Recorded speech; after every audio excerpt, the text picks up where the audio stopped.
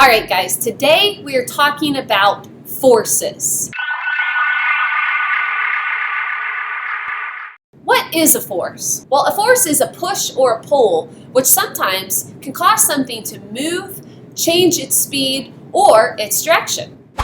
There's many types of forces. Things like magnetic forces, electrical forces. We'll be talking about those a little bit later on. Gravity is a force, also things called lift and drag. And we're going to be talking about all of these today. Forces can be two things. They can either be balanced. In other words, the forces are equal in size but opposite in direction.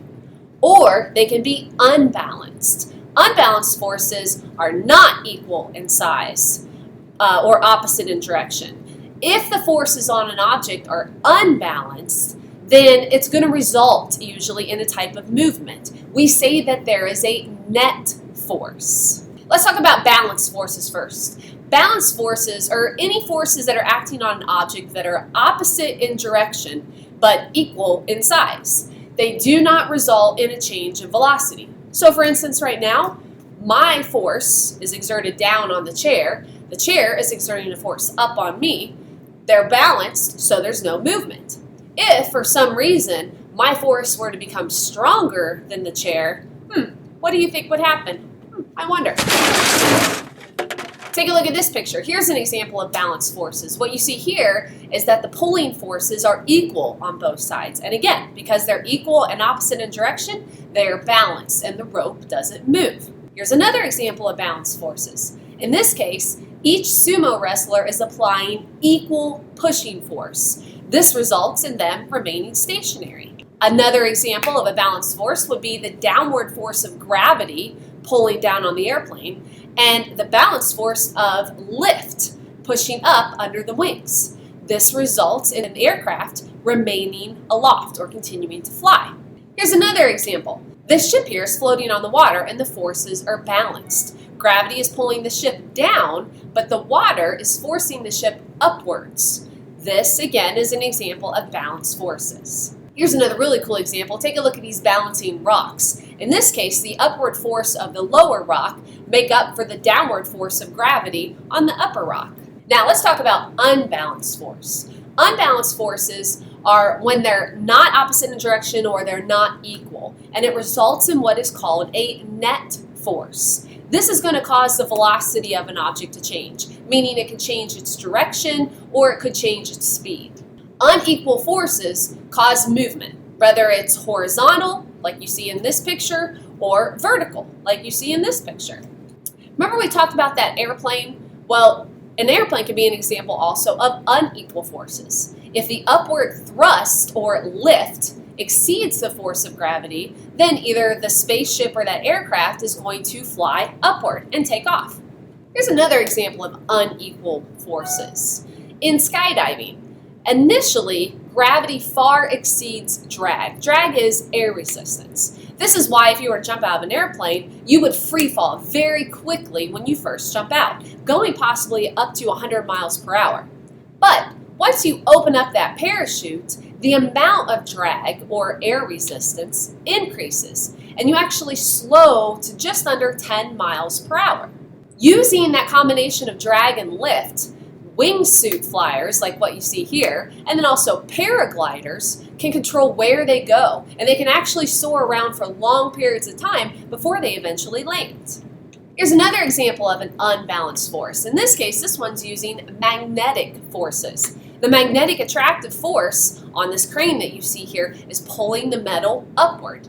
That means that magnetic force is greater than the force of gravity that's pulling the metal down, so therefore the metal can be lifted. Now, forces can result in motion. And with motion, there's something that opposes it or always cause it to slow down. Can you think of what word that might be? What might oppose motion? Can you think of it? It's called friction. Friction is actually that force that opposes motion between two surfaces. Friction depends on the type of surface that we're talking about and then the force between those two surfaces. You could find friction pretty much everywhere the objects come into contact with each other. The force acts in opposite of the direction in the way in which an object wants to move. Friction is always going to be greater between rough surfaces than smooth surfaces. This is why if I'm walking on the floor, I won't have a problem. But if I step on a patch of ice, my feet are going to come right out from underneath of me because there's less friction. Friction can also change motion into heat. This is why if you have a car, the brake pads get hot once you've used them. When I rub my hands together, they get hot because of that friction. Now we can use friction to our advantage. Road bikes, for instance, have very thin, tiny wheels to help reduce friction. It reduces the contact between the wheel and the ground. That allows them to go faster. But if you have on the other side mountain bikes, those have much thicker tires. This is to increase contact with the ground and to increase friction. This is going to help prevent that biker from slipping and falling in any of the rough terrain.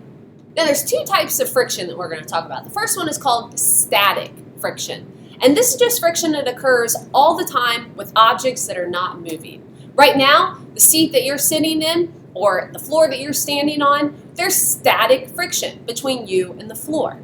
Now with static friction, this is the force that prevents an object from moving against the surface. So for instance, it's the force that's keeping that book from sliding off your desk, even if the desk is slightly tilted. And it allows you to pick up an object without the object slipping through your fingers. Those are things that are examples of static friction. Now, in order to move something, you have to overcome that force of static friction. In order for you to push that book off the desk, you have to be able to overcome that static friction that would be holding it to the desk. When two surfaces are in motion with each other, then we call that friction kinetic friction. Kinetic friction is the friction between two moving objects. Here's an example here. You can see the snowboarder right here. He's using kinetic friction, a particular kind called sliding friction. Have a skateboard or a bicycle? This is another type of kinetic friction. We call it rolling friction. Now we said again that friction can be helpful or harmful.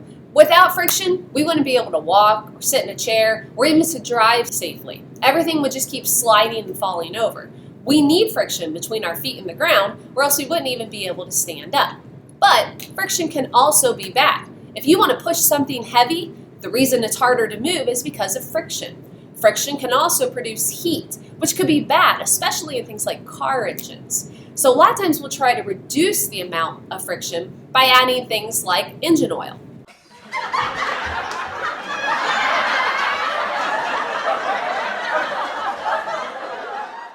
Take a look here. Here's an example of a positive way to use friction. Skateboarders use what's called grip tape, and this helps create friction between their shoes and the skateboard. This is what keeps the board under their feet, so that way when they jump up into the air, the friction allows the skateboarder to flip the board or jump with the board and to stay on the board at all times. Now, when we put all these ideas together, friction, motion, forces, we can start to talk about Newton's first law. Isaac Newton, he was a guy that came up with 3 key laws. We're going to talk about just the first one here. His first law says that an object in motion will stay in motion, and an object at rest is going to stay at rest, unless an outside force comes in and acts on it. For instance, if I throw a baseball, that baseball is going to keep moving forever unless a force acts on it. Now we know on Earth, when we think about it, well, if I throw a baseball, Miss Meredith, it's not going to keep going forever. Well, why? What 2 forces do you think are causing that baseball to eventually slow and come to the ground? Can you think about it? We talked about them already. Gravity is one that's going to cause the baseball to go towards the ground. The other is what is called drag or air resistance. That's going to cause the ball to slow down. But if we go somewhere that has no gravity and no air, where would that be? If we go to outer space and I throw a baseball, that ball will continue moving in a straight line forever, unless it runs into another planet or something runs into it. Again, that's Newton's first law, that things are going to keep doing what they're doing unless something comes to change it. If that baseball's moving, it's going to keep moving unless something comes along and stops it.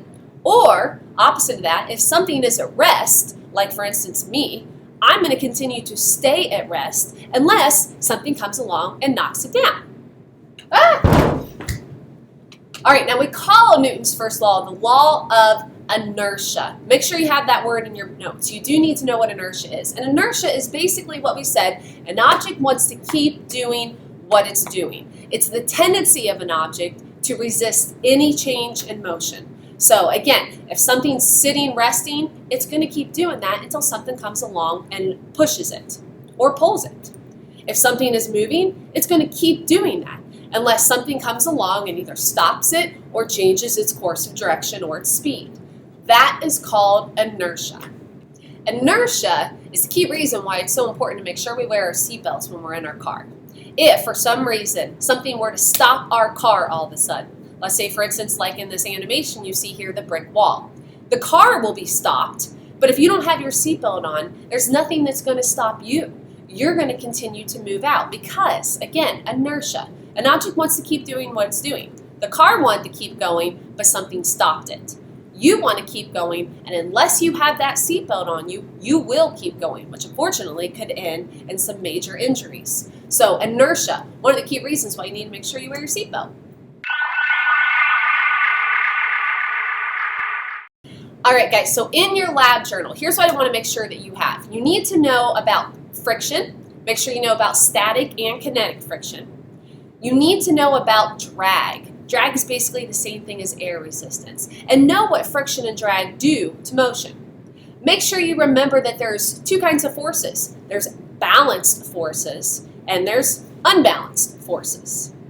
And then finally, make sure you know what inertia is. And about Newton's first law stating that an object's going to keep doing what it's doing unless something comes along and changes it.